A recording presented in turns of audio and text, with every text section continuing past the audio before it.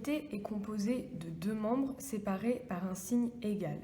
Par exemple, ici nous avons le membre de gauche qui est 6b moins 5, le signe égal, puis le membre de droite qui est 10 plus b. Tester l'égalité signifie dire si cette égalité est vraie ou si elle est fausse, c'est-à-dire est-ce que le membre de gauche est bien égal au membre de droite ou non. Ici, nous allons tester l'égalité pour b égale 3. Nous allons donc calculer le membre de gauche lorsque b est égal à 3. Cela nous donne donc 6 fois 3, moins 5. 6 fois 3 est égal à 18, moins 5, c'est égal à 13. Le membre de gauche est donc égal à 13 lorsque b est égal à 3. Nous allons ensuite faire la même chose avec le membre de droite. Nous remplaçons b par sa valeur, ce qui nous donne 10 plus 3, qui est aussi égal à 13. Les deux résultats sont égaux, je peux donc conclure en disant que l'égalité est vraie.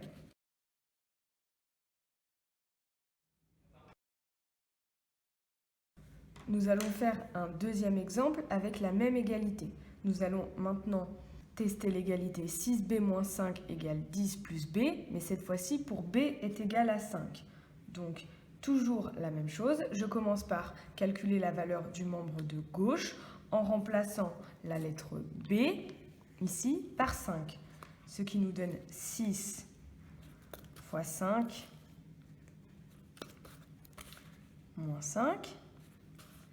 6 fois 5 est égal à 30, moins 5, c'est égal à 25.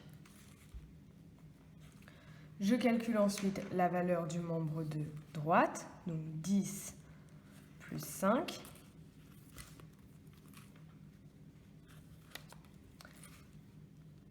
Cette fois-ci, le membre de droite est égal à 15. Les deux résultats ne sont pas égaux, donc l'égalité est fausse. Je fais une phrase de conclusion. 25 n'est pas égal à 15, donc l'égalité est fausse.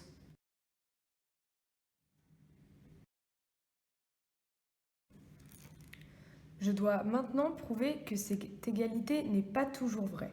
Je dois donc trouver un exemple pour lequel l'égalité n'est pas vérifiée. On appelle cet exemple un contre-exemple, puisque c'est lui qui va prouver que cette égalité est parfois fausse. Je dois donc tester plusieurs valeurs de x jusqu'à temps de trouver une valeur où les deux membres ne sont pas égaux. Je peux par exemple ici commencer pour x égale 1. Je calcule mon membre de gauche. Je calcule mon membre de droite. 1 n'est pas un contre-exemple puisque pour x égale 1, l'égalité est bien vérifiée. J'essaye avec un deuxième exemple, par exemple pour x égale 0. Je calcule la valeur de mon membre de gauche en remplaçant x par 0. Même chose avec mon membre de droite. Cette fois-ci, les deux membres ne sont pas égaux. J'ai donc trouvé un contre-exemple qui est 0 pour laquelle cette égalité n'est pas vraie.